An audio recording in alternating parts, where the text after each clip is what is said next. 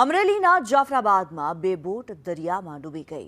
દરિયામાં બોટ ડૂબતા 8 જેટલા ખલાસી લાપતા થયા છે। લાપતા ખલાસીઓની શોધખોળ યથાવત છે। 10 ખલાસીઓને રેસ્ક્યુ કરીને બચાવી લેવામાં આવ્યા।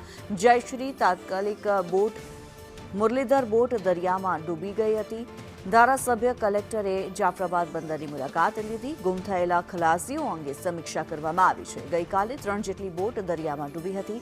ભારે વરસાદને પગલે તંત્રને એલર્ટ રહેવા સૂચના આપવામાં આવી।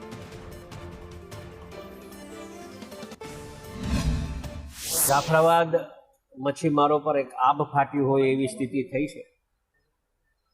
બે બોટ જેમાં 7 જેટલા લોકો જાફરાબાદના લાપતા થયા છે। ધારાબંદરની જે રાજપરા બોટ હતી એમાં 4 લોકો, એવા 11 લોકો લાપતા છે। મુખ્યમંત્રી સાહેબ સાથે મારી ચર્ચા થઈ છે। કલેક્ટર સાહેબ હમણાં પણ સવારના વહેલા